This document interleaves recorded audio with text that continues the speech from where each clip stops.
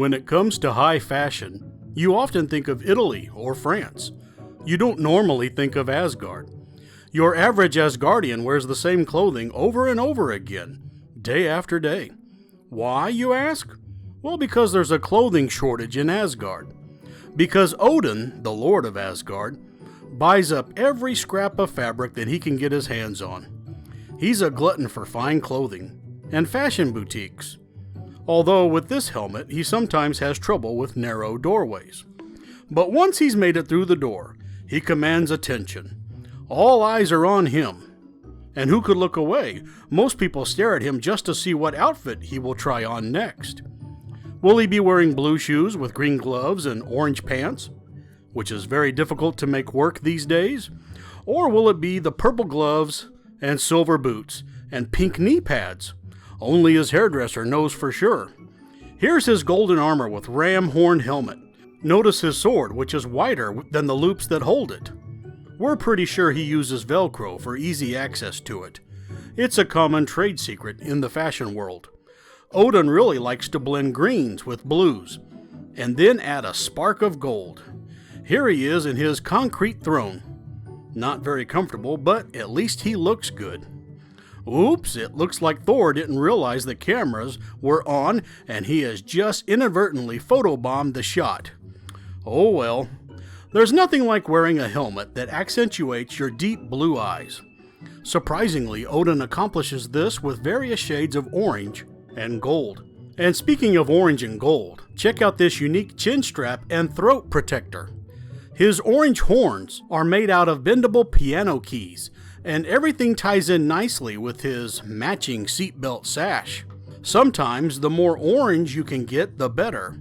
Odin was inspired to design this helmet after reading some Andy Panda comic books. He designed the centerpiece of this helmet to look like Andy Panda's sidekick, Charlie Chicken, which just goes to show you never know what can inspire you to greatness. But the bird on a helmet look has had a couple of misfires. Last week's Mudhen helmet didn't seem to work very well. Neither did his Bird of Dreariness helmet seem to turn any heads. But this doesn't mean they were bad designs. Sometimes a true artist is way ahead of his time, so it may work in some future setting. And the less said about the green shoulders outfit made with long grass, the better. But you can't hold him down for long.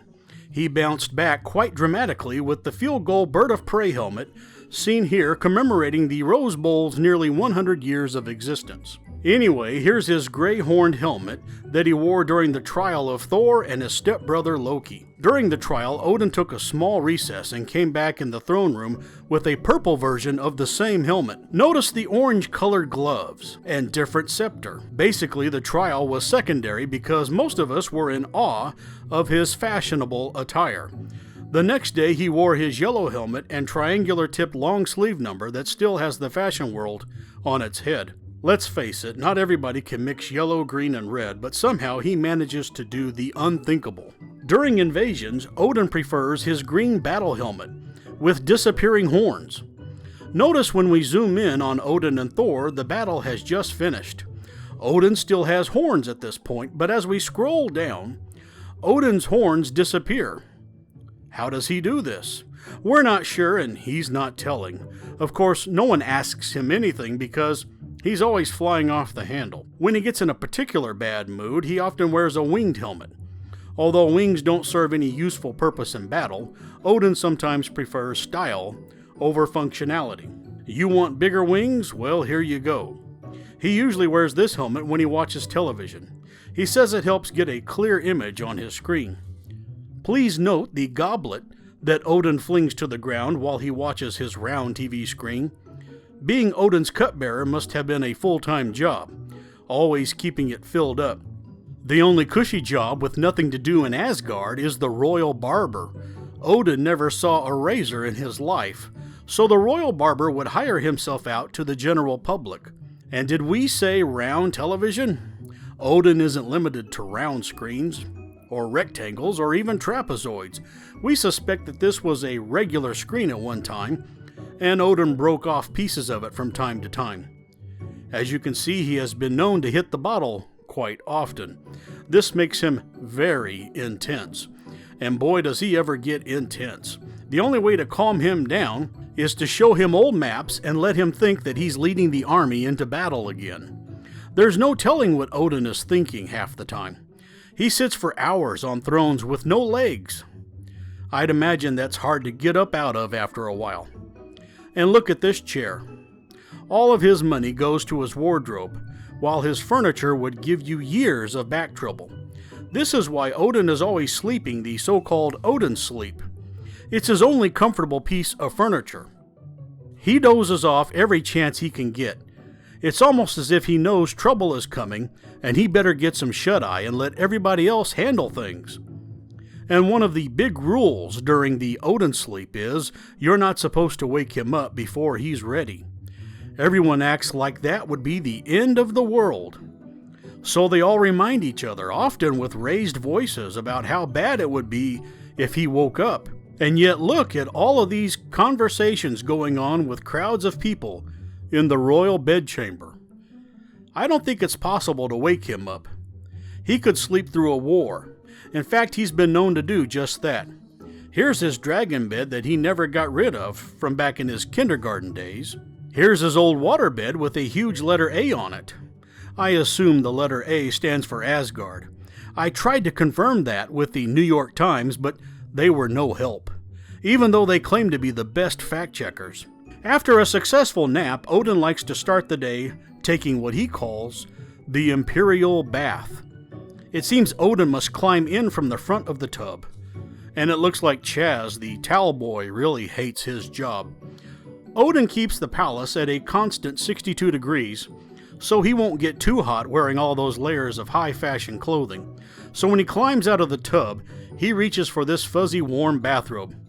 Nothing's too good for the Lord of Asgard. And then some relaxing Norwegian bluegrass music played by Balder the Brave gets Odin ready for another day of fashion. His neck muscles are incredible, as this headdress weighs in at 18 pounds. You try wearing an 18-pound headdress for 2 hours straight, waiting for photographers to snap their pictures.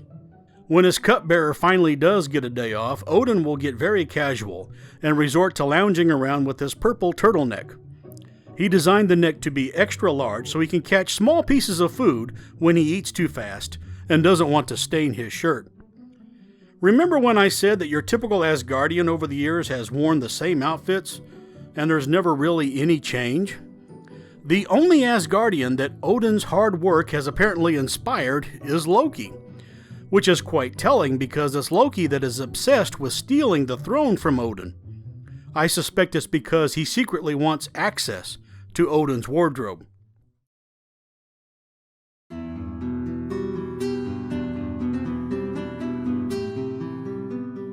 And now it's time for Tales of Asgard, read by me, Literature Lad. Entering the barren chamber, Odin sees, "It is you, evil Loki, who sows the seeds of discontent amongst our warriors. But this time you have gone too far. Your hammer holds no terror for me, Thunder God, not while I possess my bewitched blade." Thus do the two immortal archenemies fight on, no quarter asked, and none given. Then, his eyes blazing like the fury of 1,000 suns, his voice rings out with force enough to shatter mountains. "Let the fighting cease. I so command. Have either of you seen my whisk broom?" No. We don't dare tell him that it's stuck to his helmet. "I think that you should send Thor to go look for it." "No. You should go, Loki." "Silence. Both of you shall go. I am faced with a grave problem in my palace. In order to solve it, you two must find my whisk broom." "What if we can't, sire?" "Then all of Asgard is doomed to get dirty." That's not exactly how my copy reads. "Well, of course I had to help Stan Lee's awful dialogue." Well, we should probably quit while we're ahead. By the way, am I getting paid for any of this?